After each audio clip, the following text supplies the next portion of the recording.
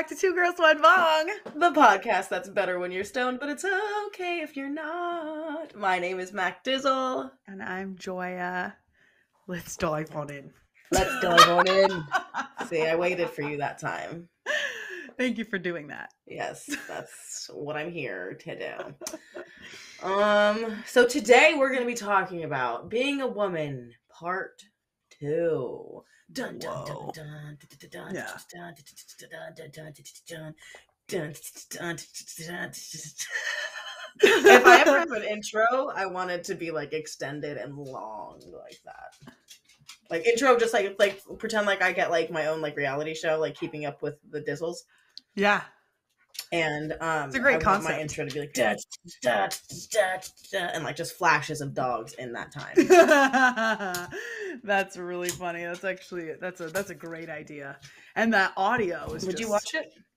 Yes. As soon as you said the name and then did the intro again, I was thinking to myself, that sounds like the best show ever.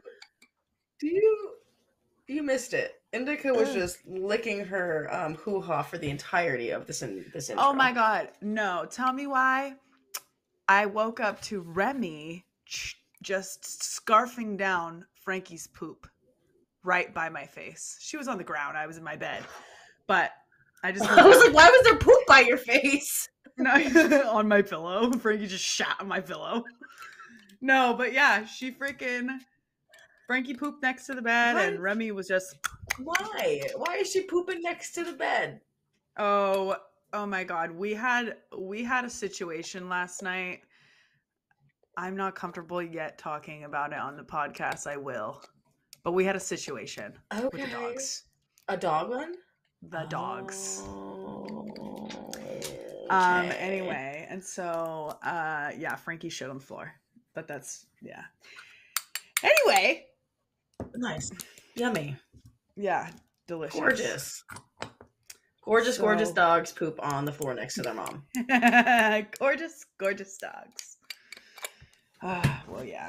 Are you packing a bowl? That's what it sounds like. I am packing a bowl. Would you like to also pack one at the same time as me? Yeah, I just recently... I have a bowl packed already because I was watching a show with Rajul. It's like this Korean zombie show. It's pretty good. I know what you're talking about. The one on Netflix, right? Yeah, it's on Netflix. Yes. It's pretty good. Yeah. So, because I saw Train to Busan like a year or two ago, and that's like a Korean, or I think it's Korean. I'm pretty sure it is Korean. It's a Korean zombie movie. Definitely. Yeah. And I really, really liked it. Like I like subtitled movies quite a bit. Yeah. Yeah, so I can definitely do a foreign language like show or movie. Adam has a harder time with it because he can't look away. You can't look away from the screen. You have to fucking watch it. And so he sometimes has a harder time. But because there's also another a Korean zombie movie that we watched, not a show, a movie, and it wasn't the train one. To Busan. But to Busan. Train to Busan. I think that's how you say it. I don't know. Busan. I think that's the name of it. Oh, okay. Yeah, that sounds right then. But yeah, we watched another Korean zombie movie, but he was like, dang, is that just like, is that like or you know what he said is, dang, they copied that other movie. And I was like, you wouldn't say that World War Z copied Shaun of the Dead. It's just a freaking... Yeah, like just a whole Korean film industry out there. Exactly. Like we have literally hundreds of zombie movies, shows, everything. Literally every iteration of zombie has existed. Like we have slow ones, fast ones that need to be stabbed in the head, ones that it's all variations of zombies.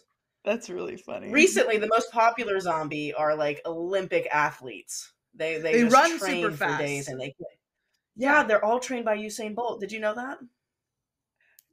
I didn't, but it makes sense because they're fast as hell. Yes, fast as he fuck, literally boy. has a zombie training cap. They only do cardio. Let's take this rip though. If you're watching or listening in your car or whatever, don't smoke weed while you're. Oh my god, nobody judge how dirty that bong is right now. But it's your time to smoke along with us. Cheers, guys. Yes. We love you so much. Cheers, bitches.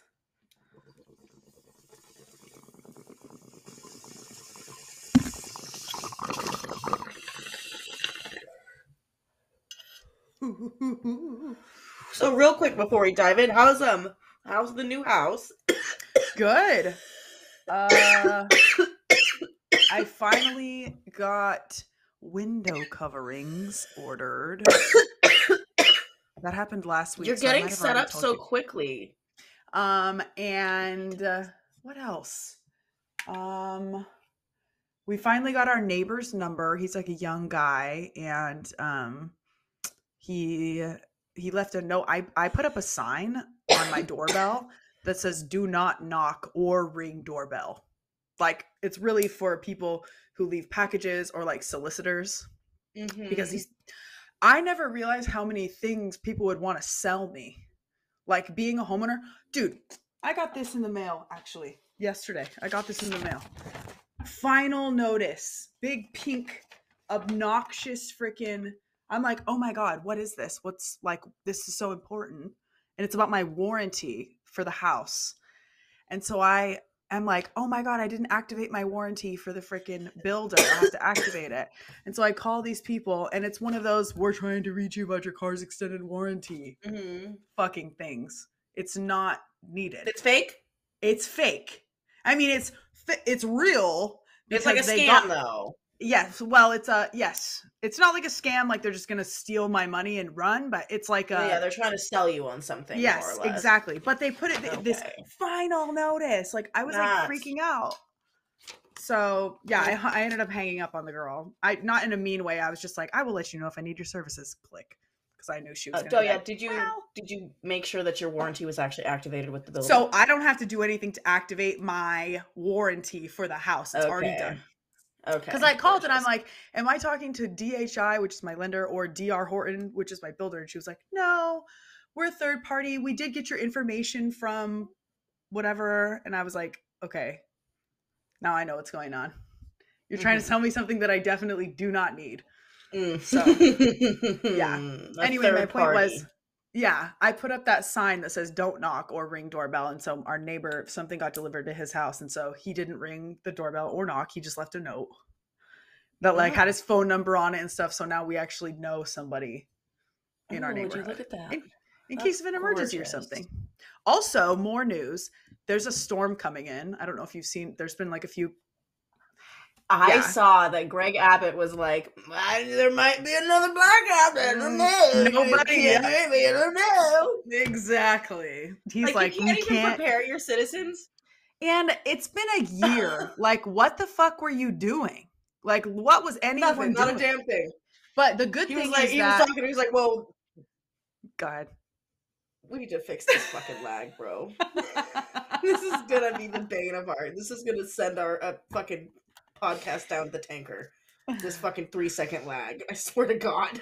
I was looking for Wi-Fi extenders today, so I'll work on that. Okay. But anyway, yeah. You know what would fix it? Can't protect you. Can't help you. What would fix it?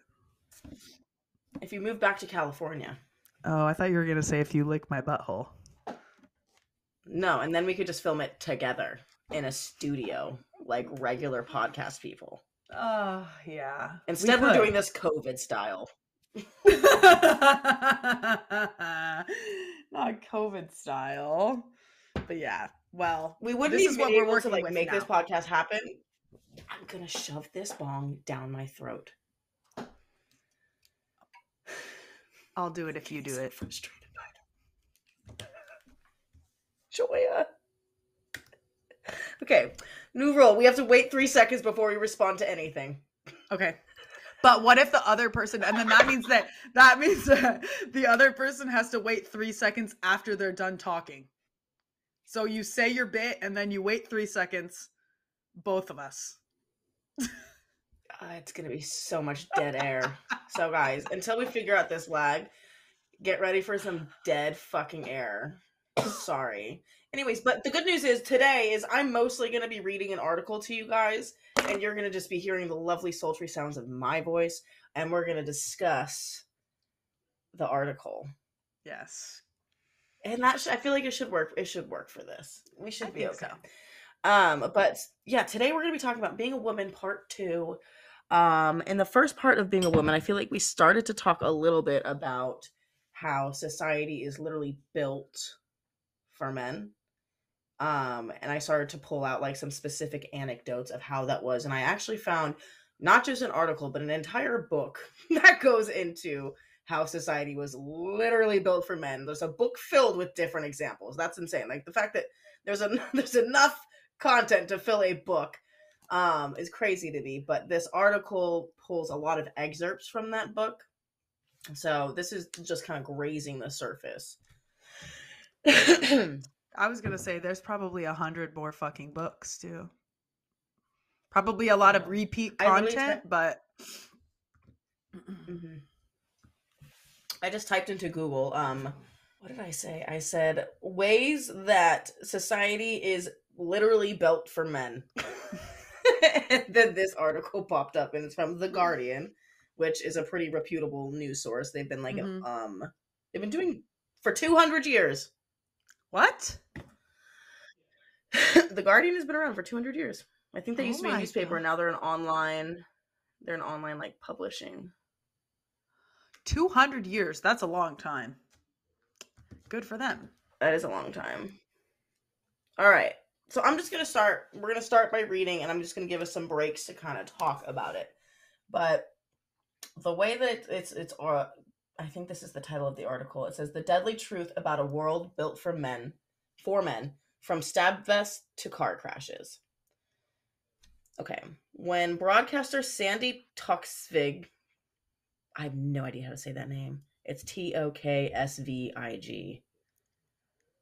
Yeah. Toksvig. Yeah. Anyways. When broadcaster Sandy Toksvig was studying anthropology at university, one of her female professors held up a photograph of an antler bone with 28 markings on it.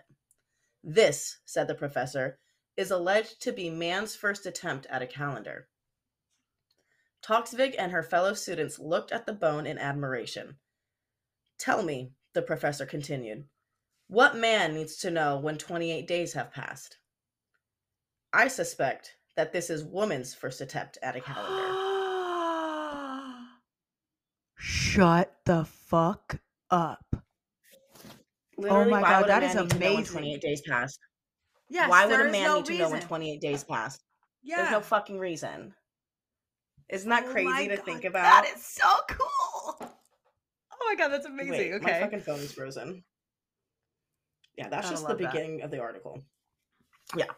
So women have always tracked their periods. We've had to. Since 2015, I've been reliant on a period tracker app, which reassures me that there's a reason I'm welling up just thinking about Andy Murray's casual feminism. I don't understand that reference, but whatever. I don't know who Andy Murray is. And then there's the issue of the period itself. When will you be bleeding for up to 7 days every month? It's useful to know more or less when those 7 days are going to take place. Every woman knows this, and Toksvig's experience is a neat example of the difference a female perspective can make to issues that seem entirely unrelated to gender. Like a calendar. We thought that was men just making a calendar, just trying it out. Right, because where would the month have come from if not a woman's or a cycle, a menstrual cycle? It wasn't assigned to anything astrological at that point. It was literally just tracking days. Anyways, go team women. Yes. All right. For most of human history, though that perspective has... Okay, wait. Blah, blah, blah. Okay. For most of human history, though, that perspective has not been recorded. Going back to the theory of man the hunter, the lives of men have been taken to represent those of humans overall. When it comes to the other half of humanity, there is often nothing but silence. And these silences are everywhere. Films, news, literature, science, city planning, economics, the stories we tell ourselves about our past, present, and future are all marked, disfigured, by a female-shaped absent presence. This is the gender data gap. So I kind of like, when I read that, I kind of like sat back and thought about all of the history we learn about pretty much exclusively is from the male's perspective. Like when it comes to war, when it comes to like progress in society, power, government, anything like that, has always been from the male perspective. the one thing that I feel like I studied in high school that was from the female perspective was Anne Frank's diary. And it just because we had it. Exactly. That's just one book of literature. And she was a little girl at the time too, and it wasn't even about like anything a female experience. It was about the Holocaust, you know. A fucking horrible, wartime for a small girl. Just horrendous. Was she like less than 10? No. I think she was between was between like 8 and 13. That's what I'm thinking. Yeah. Yeah. But yeah, this article, just as I was reading through it, I was like taking notes, and I was like, I feel like there's so much in here that I want to talk about. I just want to write this out verbatim. Yeah. So I was like, I'm just gonna fucking read it. All right, so here, continuing on. These silences, these gaps have consequences. They impact on women's lives every day. The impact can be relatively minor, struggling to reach a top shelf that is set at a male height norm, for example. Irritating, certainly, but not life-threatening. Not like crashing in a car whose safety tests don't account for women's measurements. Not like dying from a stab wound because your police body armor doesn't fit you properly. For these women, the consequences of living in a world built around male data can be deadly. Wait, how does a stab wound kill you because of the fit? It goes on to explain a little bit more. It goes on to explain a little bit more in the it actually gives you an exact example of who it happened to. But breasts and vests make the vest sit higher because you have breasts, so it doesn't provide the proper coverage on your lower abdomen the same way as it does for men. Okay.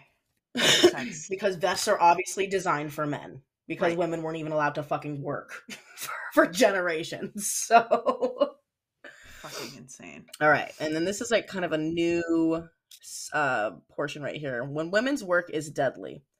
The formula to determine standard office temperature was developed in the 1960s around the metabolic resting rate of the average man.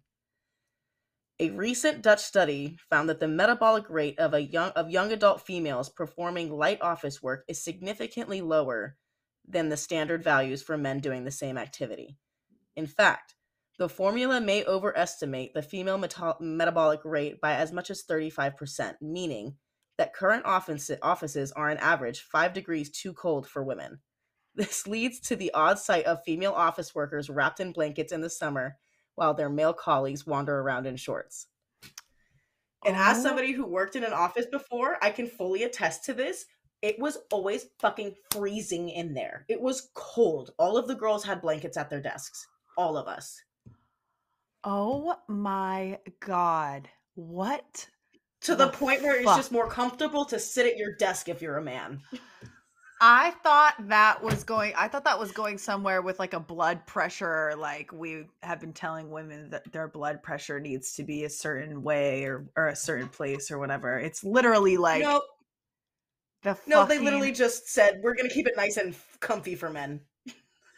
Oh my God! Why am I smiling? It's not funny. It's hilarious. It's horrible. How can you not? I'm laughing. I'm literally laughing as we're talking about it. My God.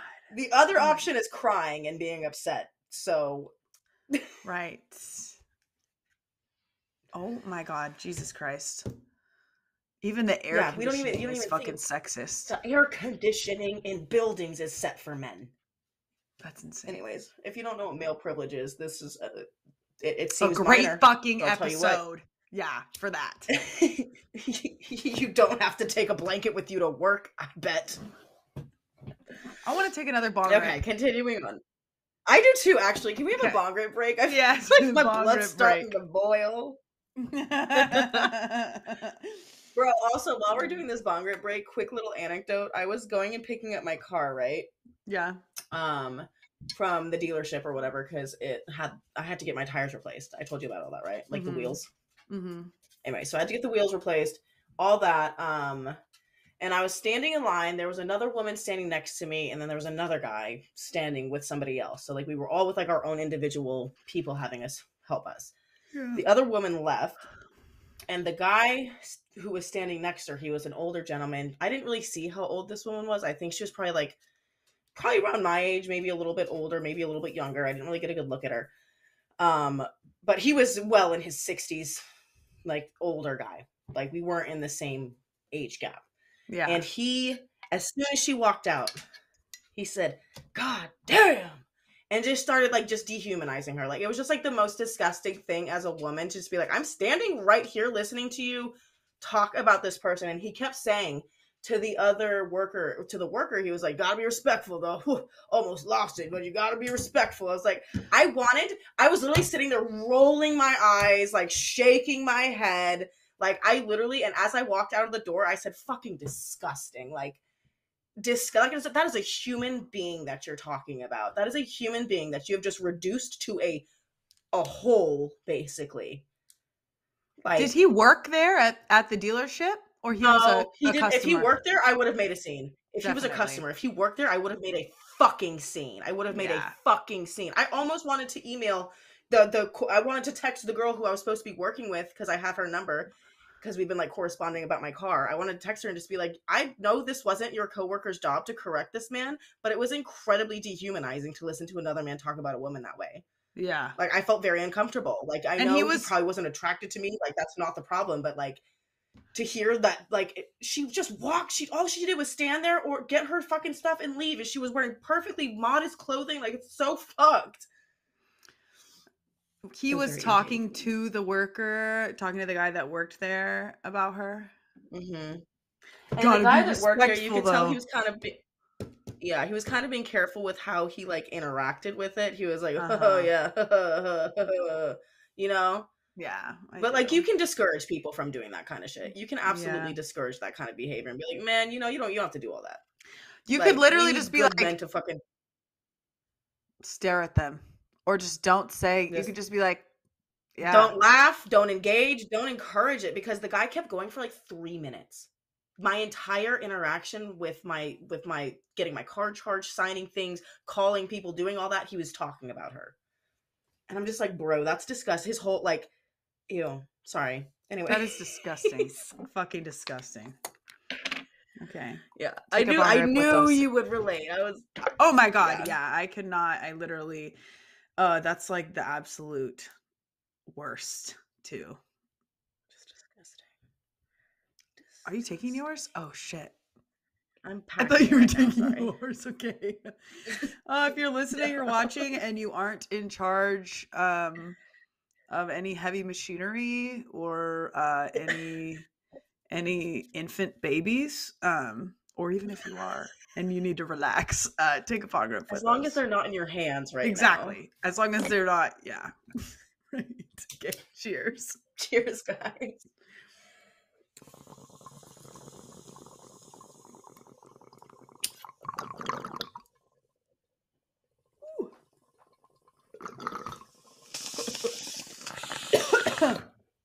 Damn, you're fucking it up over there, MacDizzle.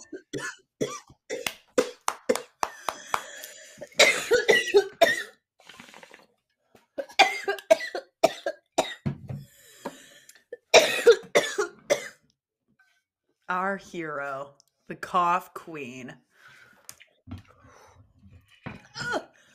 Okay, let's talk about being a woman again. Okay. So we just talked about how offices and temperatures were made based around the metabolic resting rate of the average man. Now, this goes on to say, not only is this situation inequitable, it is bad business sense. An uncomfortable workforce is an unproductive workforce. I used to spend probably 30 minutes a day sitting on my hands to warm up my fingers. That is not a joke. Like just throughout the day. I'd spend like 2 minutes sitting, 2 minutes sitting, 2 minutes sitting, just to warm up my little fingers because they were freezing.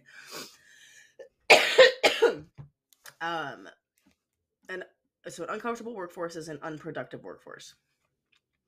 But workforce data gaps lead to a lot worse than simple discomfort and inefficiency. Over the past 100 years, workplaces have, on the whole, gotten considerably safer. In the early 1900s, about 4,400 people in the UK died at work every year. By 2016, that figure had fallen to 135. But while serious injuries at work have been decreasing for men, there is evidence that they have been increasing among women. The gender data gap is again implicated, with occupational research traditionally focused on male-dominated industries. So every year, 8,000 people in the UK die from work-related cancers. And although most research in this area has been done on men, it's far from clear that men are the most affected. Over the past 50 years, breast cancer rates in the industrialized world have risen significantly. But a failure to research female bodies, occupations, and environment means that the data for exactly what is behind this rise is lacking. We know everything about dust disease in miners, Rory O'Neill, professor of occupational and environmental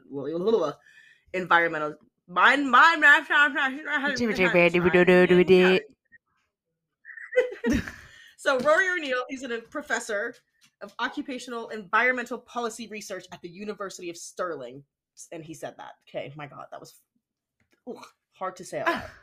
So basically he's saying we know everything about dust disease in miners. You can't say the same for exposure, physical or chemical, in women's work. You know, like we figured out everything that how dust affects miners' lungs and everything like that, but we have no idea how anything affects women. Cancer is a long latency disease, O'Neill says. So even if we started the studies now, it would take a working generation before we had any usable data. But we aren't starting the studies now. Instead, we continue to rely on data from studies done on men as if they applied to women.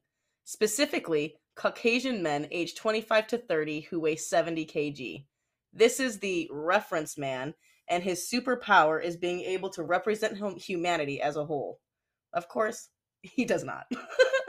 I hate him. That man. Isn't that not great? the professor.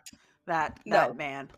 The reference Caucasian man. male, 25 to 30, 70 kg. That's like roughly like 140 pounds, 150 pounds, right? Which is like, what? Like, I mean, there are plenty of men on the planet that weigh 140 pounds. Yeah. That's fine.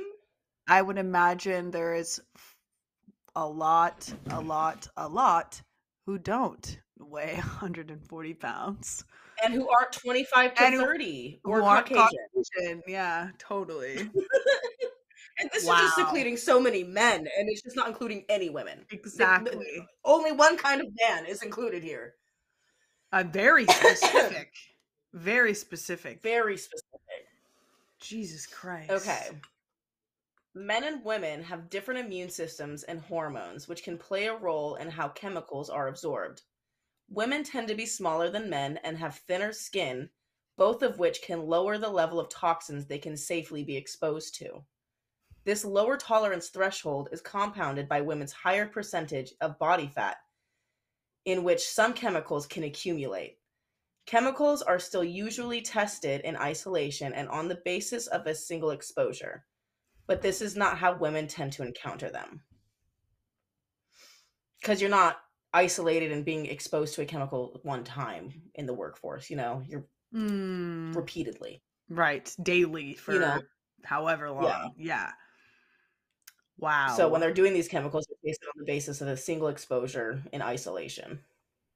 So, for instance, in nail salons where the workforce is almost exclusively female and often migrant, workers will be exposed on a daily basis to a huge range of chemicals that are routinely found in the polishes, removers, gels, shellacs, disinfectants, and adhesives that are staples of their work, according to the Canadian Research and Richard Ford. So yeah, all of their tools have a huge range of chemicals that they're being exposed to. Even just thinking about the smell of a nail salon, which is a very lovely smell to me. It's a nostalgic and wonderful smell that I love. But it's so chemically, like it is like so. It's like when you walk into a hair salon, I'm like, Like, it just smells like beauty. Like, I don't know. But yeah, being exposed to those things every single day for decades, possibly, and having no one give a fuck to check on whether or not it's okay is very scary. They're not doing any research to find. They're not doing any research to find out if people exposed to nail salon chemicals are gonna die. And that's like what you said. How it was like he's like, we could start now and have a generation's worth of data, but we're not starting. No, why would we? Fucking balls. And I'm just gonna finish this paragraph up real quick, and then we'll go to break. But it says, if these women then go home and begin a second unpaid shift cleaning their home, they will be exposed to different chemicals that are ubiquitous in common products. The effects of mixing these together are largely unknown. I'm very frustrated. I was already frustrated, obviously, as I have been for many years, with the way that women are treated in society. But it's all of these. That's why people are like, sexism doesn't exist. There's a woman vice president. And I'm like, there are so many these tiny little things, yes, that go into this fucking it's sexist so much like world. This, we're not even halfway through the article. We're not even halfway through it. There's a book. This is just excerpts. I want to buy that book. I want to buy that book. I would like that book. I'll read you the title of it at the end. Okay. All right. So, continuing on, chemicals. We were talking about how they didn't know the effects of mixing these exposure to chemicals. That's widely unknown. Most of the research on chemicals has focused on their absorption through the skin, but many of the ones used in nail salons are extremely volatile, which means they evaporate at room temperature and can be inhaled, along with considerable amounts of dust produced when acrylic nails are filed. Mm-hmm. The research on how this may impact on workers is virtually non-existent. Multi-million-dollar industry. People are making racks off of salons and nails. Arguably, well, I guess there's not. Billion. It's not every industry. Not every industry is in the billions. But I was gonna say, I mean, millions regardless. Fucking huge. For sure. Huge. Because that's every independent nail tech. That's every nail salon. That's every, like, event. Like, that's a very big industry. Like, that's all the products. That's all the fucking tips, everything being sold. Right. So, I would argue that it might be getting into the billies. Okay. Part of the failure to see the risks of traditionally female-dominated industries is because often these jobs are an extension of what women do in the home. Hold on.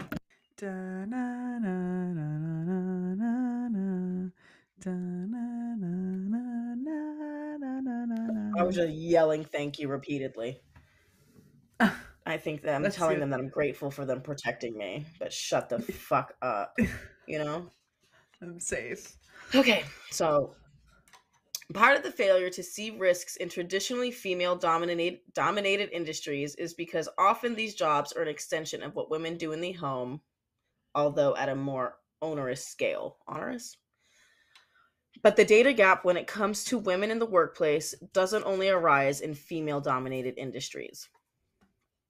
Little data exists on injuries to women in construction, but the New York Committee for Occupational Safety and Health points to a U.S. study of union carpenters that found women had higher rates of sprains, strains, and nerve conditions of the wrist and forearm than men.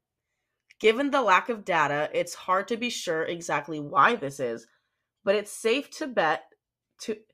safe bet to attribute at least some of the blame to standard construction site equipment being designed around the male body. There's a quote here that says, a female police officer had to have breast reduction surgery because of the health effects of wearing her body armor. She had to have surgery on her body to make the fucking vest fit. Are you fucking kidding me? All right. Wendy Davis, ex-director of the Women's Design Service in the UK, questions the standard size of a bag of cement. It's a comfortable weight for a man to lift, but it doesn't actually have to be that size, she points out. If they were a bit smaller, then women could lift them. Davis also takes issue with the standard brick size. Standard brick size, period. I'm sorry. I've got photographs of my adult daughter holding a brick. She can't get her hand around it. But my husband's hand fits perfectly comfortably. Why does a brick have to be that size? She also notes that the typical A1 architect's portfolio fits nicely under most men's arms, while most women's arms don't reach around it. Just little things, tiny little things, everything. Tiny little everythings. I wonder how big the cement bag is that they're talking about. Like how many pounds is a bag of cement? Yeah, I don't know. I can carry a bag. I can carry 2 bags of soil over my shoulders. I'll tell you what. Fuck yeah. Women are pretty strong. That's why I'm like, I definitely like, there's times where I'm like, dang, this is like really heavy, but I feel like, especially if you're working in a construction job, like those women are not weak by any means. Dainty. So exactly. They're not like, yeah. So anyway, they chose that line of work for a reason. Exactly. And literally 9.99999 times out of 10, they're great at it. And they're doing it because they're great at it. So that health association that we were talking about before, they note that standard tools like wrenches tend to be too large for women's hands to grip tightly. In the UK, employers are legally required to provide well-maintained personal protective equipment, PPE, in parentheses, anything from goggles to full bodysuits to workers who need it free of charge. But most PPE is based on the sizes and characteristics of male populations from Europe and the US. The TUC found that employers often think that when it comes to female workers, all they need to do is comply with this legal requirement to buy smaller sizes. Still men's equipment, but just smaller. Differences in chest, hips, and thighs can affect the way straps fit on safety harnesses. The use of a standard US male face shape for dust hazard and eye masks means they don't fit most women, as well as a lot of Black minority ethnic men. A 2017 TUC report found that the problem with ill-fitting PPE was worst in the emergency services, where only 5% of women said that their PPE has never hampered with their work, with body armor, stab vests, high-vis vests, and jackets all highlighted as unsuitable. Oh my God. When it comes to, literally, it's so much stuff. Only 5% of women said, like, no, it's chill. The other 95%, like, no, my vest, the equipment I've been given has affected my work. Mm-hmm.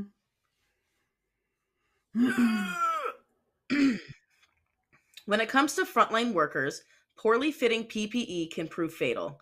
In 1997, a British female police officer was stabbed and killed while using a hydraulic ram to enter a flat. She had removed her body armor because it was too difficult to use the ram while wearing it. 2 years later, a female police officer revealed that she had to have breast reduction surgery because of the health effects of wearing her body armor. After this case was reported, another 700 officers in the same force came forward to complain about the standard issue protective vest. But although the complaints have been coming regularly over the past 20 years, little seems to have been done.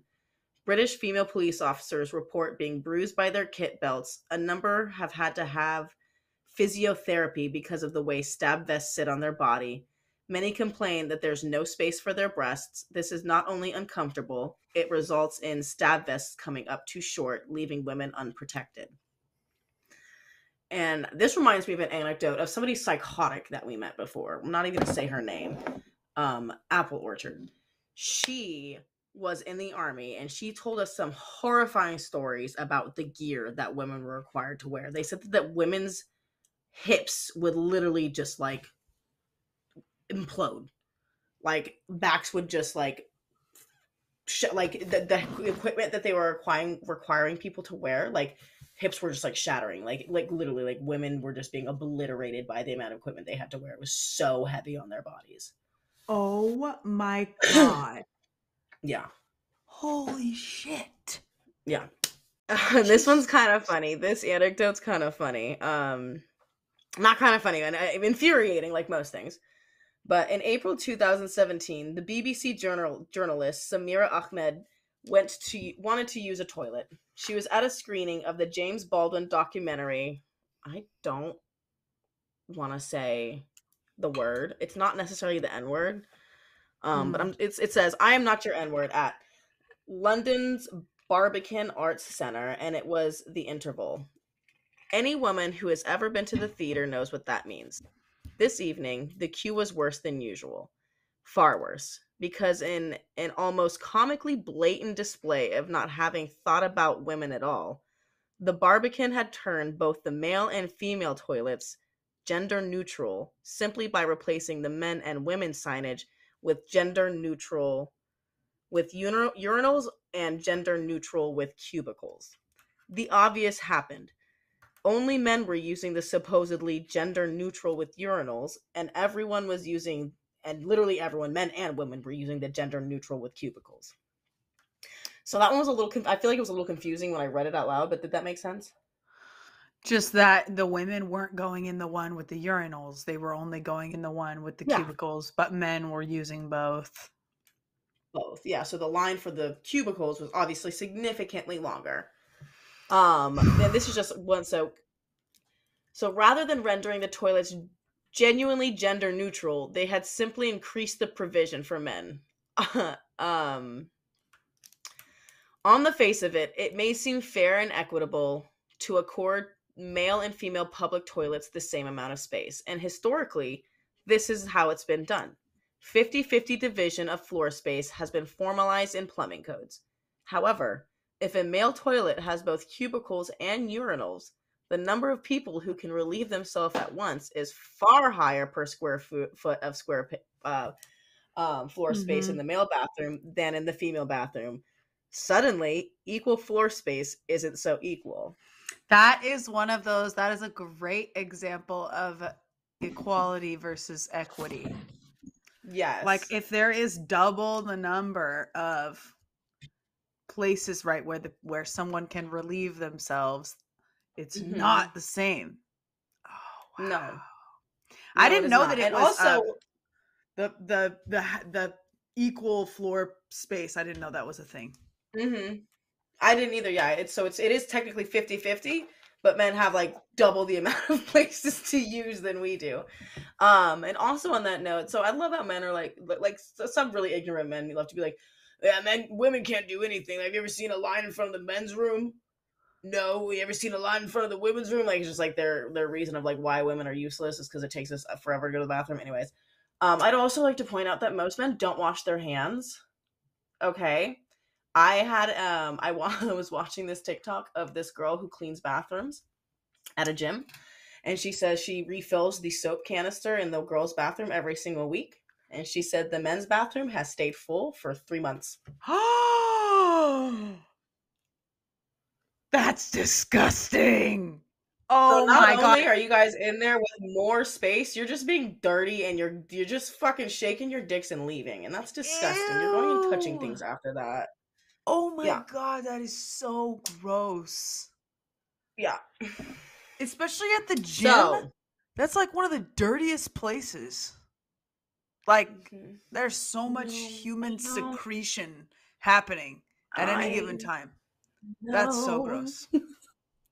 That's disgusting. Okay, but it goes on to say, even if male and female toilets had an equal number of stalls, the issue wouldn't be resolved because women take up to 2.3 times as long as men to use the toilet. Reasons. Women make up the majority of elderly and disabled, two groups that will tend to need more time on the toilet. Women are more likely to be accompanied by children as well as disabled and older people. Then there's the 20 to 25% of women childbearing age who may be on their period at any one time and therefore need to change a tampon or sanitary pad.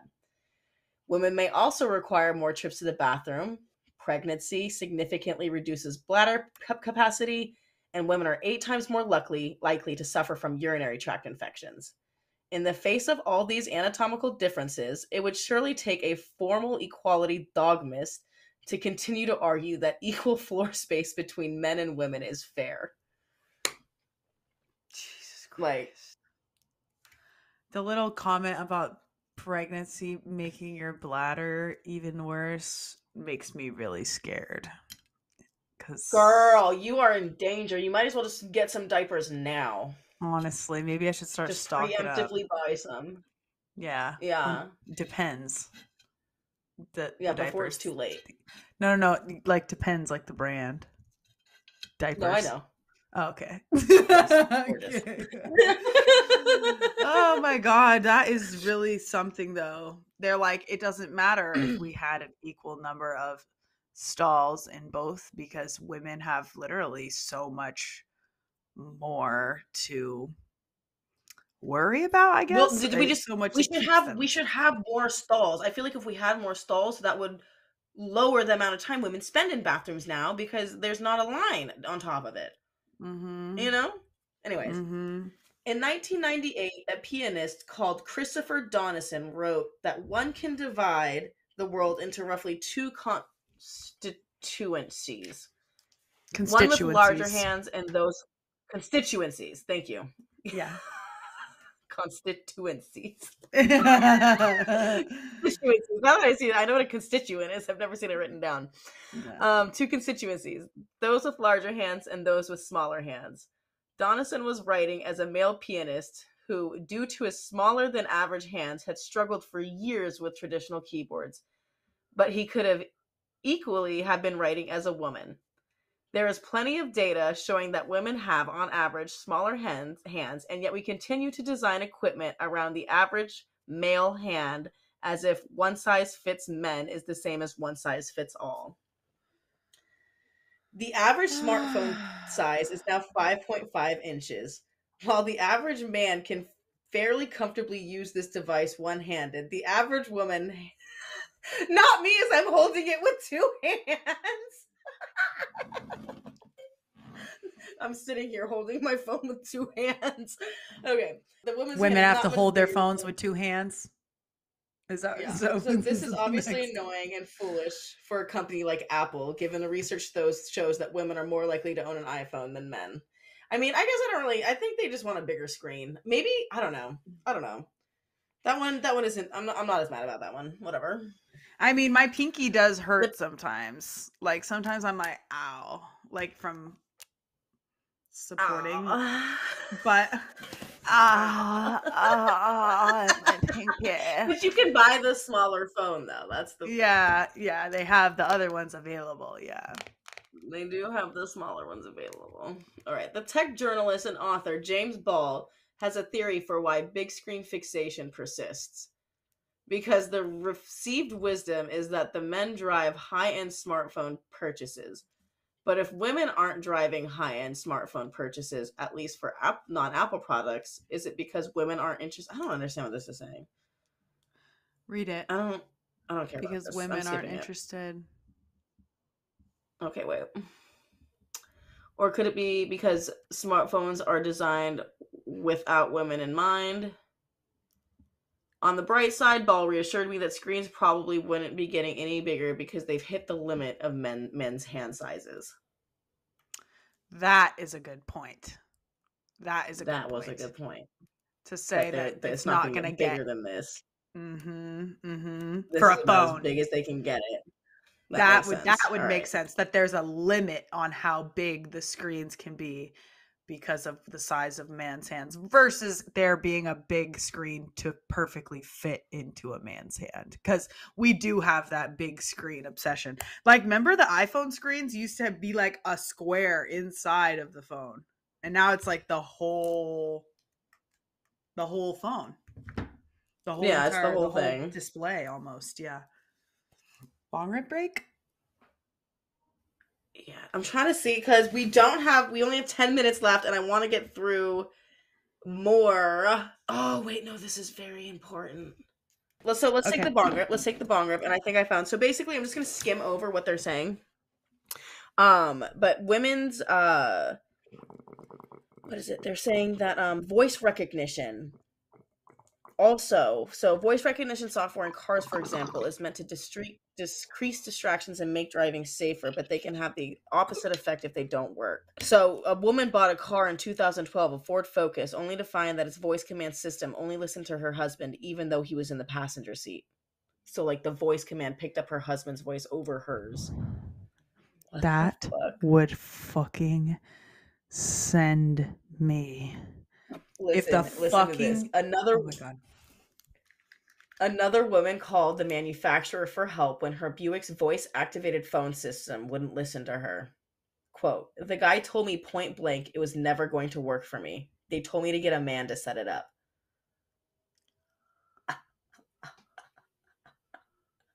Oh my God. What the fuck? Oh my gosh, wait.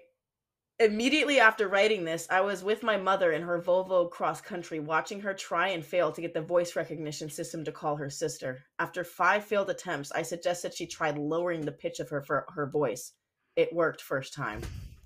Like, hey Siri, call my sister. Call Matilda. Not Matilda. Yeah. Call Tildy. Wow. Okay. Oh my God. So I'm gonna skim past this a little bit. They bring up the fact that they don't offer like directions for women to be like a safer route. You know, they give you just the fastest route. They don't really have a safer route so that you don't have to drive through, I don't know, bad parts of a city or this or that, or like through the middle of nowhere. Yes. You know? We were just talking about that the other day because when we were driving to Texas, we arrived at the house at like 9:30 p.m. and our plan was to cut across so we didn't have to go down to San Antonio and back up. You can cut across a country road. And it was like 7:30, like, so it was dark at this point because it was winter time. Yeah. And we were like, we should probably just go all the way around. Mm-hmm. Yeah. So that's interesting. I would think that would be applied to something like that should be applied to everyone. Well, they even have it to where like Fitbits, movement monitors, all of those like fitness monitors, obviously to men. They underestimate steps during housework by up to 74%. You know what? Oh my God. That's funny that you say that because just a few weeks ago when I was moving, I mean, I think I was in this house, but I was like doing a lot of stuff. And sometimes I do hit my, like, you can put like a calorie goal. It's like, I don't, you know, it's not religious for me, but I like it when I hit it. I get a little, if I don't hit it. And I was like doing so much. I was unpacking. I was like hanging clothes, going to my closet, like cleaning, like, you know, I wasn't lots of movement for the day. Yes. And I was like, what the fuck? I felt like I was on my feet all day and like doing so much all day. And that just makes so much sense. And it said 12 steps. Yeah. I mean, yeah, it's like, no, bitch, you didn't do enough today. Sorry. I'm like, fuck you. Dang. Yeah.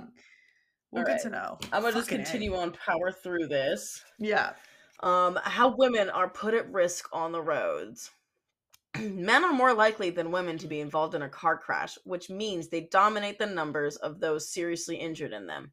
But when a woman is involved in a car crash, she is 47% more likely to be seriously injured and 71% more likely to become moderately injured, even when researchers control factors such as height, weight, and seatbelt usage. So yeah, even when they control the factors for height, weight, and seatbelt usage, the women are still 47% more likely to be seriously injured and 71% to be moderately injured. She's also 17% more likely to die, and it's all to do with how the car is designed and for whom. Women tend to sit further forward when driving. This is because we are on average shorter. Our legs need to be closer to reach the pedals, and we need to sit more upright to see clearly over the dashboard. This is not, however, the standard seating position, researchers have noted. Women are out of position drivers. and our willful deviation from the norm means that we are at greater risk of internal injury or frontal collisions. The angle of our knees and hips as our shorter legs reach for the pedals also makes our legs more vulnerable. Essentially, we're doing it all wrong. Cars have been designed using crash test dummies that are based on the average male. Women are also at higher risk in rear end collisions. We have less muscle on our necks and upper torso, which makes us more vulnerable to whiplash by up to 3 times. And a car design has amplified this vulnerability. Swedish research has shown that modern seats are too firm to protect women against whiplash injuries. The seats throw women forward faster than men because the back of the seat does not give way for women's, on average, lighter bodies. The reason this has been allowed to happen is very simple. Cars have been designed using car crash test dummies based on the average male. Crash test dummies were first introduced in the 1950s, and for decades they were based around the 50th percentile male. The most commonly used dummy is 1.77 meters tall and weighs 76 kilograms, significantly taller and heavier than the average woman. The dummy also has male muscle mass proportions and a male spinal column. In the early 1980s, researchers based at Michigan University argued for the inclusion of a 50th percentile female in regulatory tests, but this advice was ignored by manufacturers and regulators. It wasn't until 2011 that the US started using a female crash test dummy, you'll see how they use these female crash test dummies. So I'm going to read through it, but oftentimes they use them just in the passenger seat. They just had them in the passenger seat because women don't drive. We don't fucking drive. But the woman. This one might be the most frustrating. Infuriating. This is very frustrating because this is literal safety. Women are literally at risk on the roads. In 2018, Astrid Linder, research director of traffic safety at the Swedish National Road and Transport Research Institute, presented a paper at the Road Safety on 5 Continents conference in South Korea, in which she ran through the EU regulatory crash test requirements. In no test is an anthropometrically correct female crash test dummy required. The seatbelt test, one of the frontal collision tests, and both lateral collision tests specify that a 50th percentile male dummy should be used.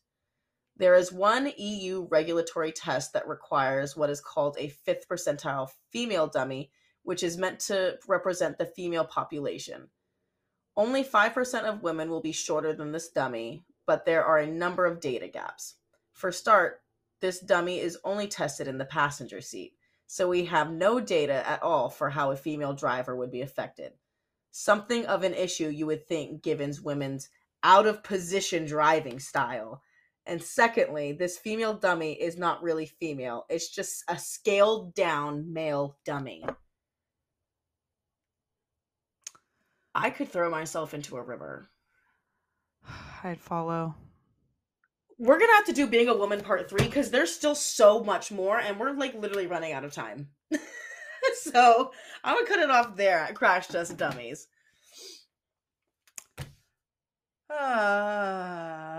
So not only are women, because we're smaller proportion differently than men, we have to sit in the seat incorrectly and we're at a higher risk because of that incorrect positioning.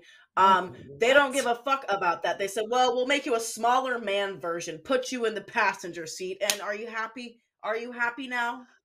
And it's not even required. They just did it. Yeah, it's not required. Why is it not required? And why is it so fucking hard to make a dummy that would be representative of a woman or a smaller person?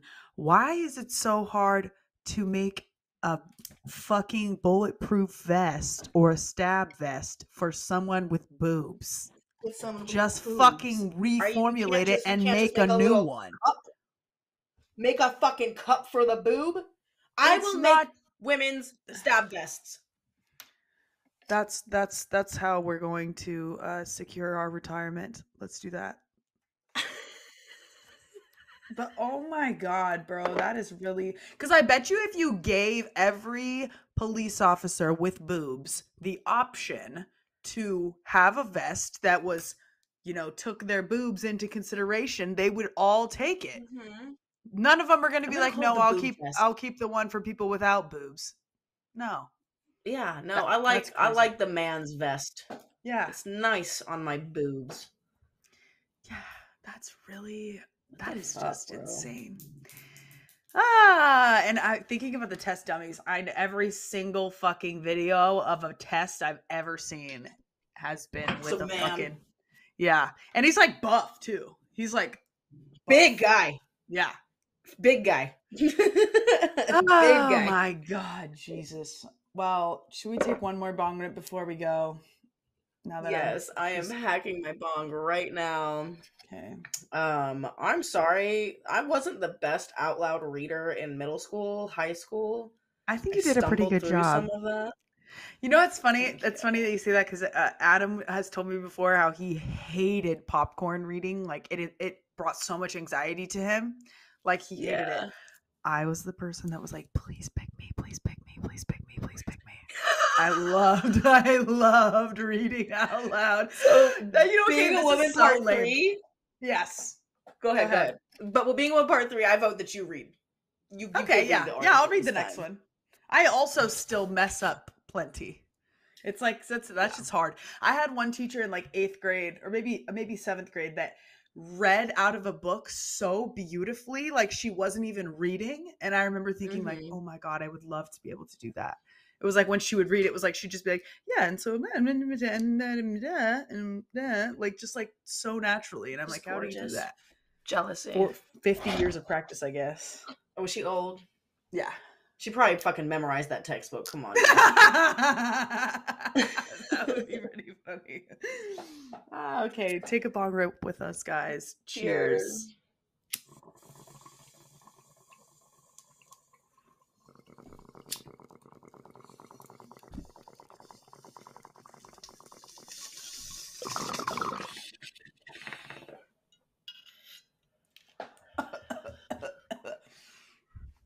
It was a good one. Yeah. Wow. Whew. Thank you guys so much for coming back to another episode of our podcast. We will see you cuties next week. I don't know what the topic is for next week. Drop a suggestion in the comments. Yes. Follow us on TikTok. Follow us on Instagram. We need you guys to follow us on TikTok and engage with all of our posts on TikTok so that we can grow our TikTok audience and bring more of you cuties over here. We're trying to grow the cutie audience. Yes. And I feel like TikTok is the only way that we can do that. We're going to be posting clips from this. Is the TikTok two girls dot one bong too? Or it's just 2 girls, 1 bong? It's 2 girls spelled out TWO and then girls and then ONE. Like everything's spelled out. 2 girls, 1 bong. We have like 8 followers, 1 clip. We're doing really big things. Come follow us. So make sure you follow that up. We will see you cuties next week. Thank you so much. Thank you. Love you.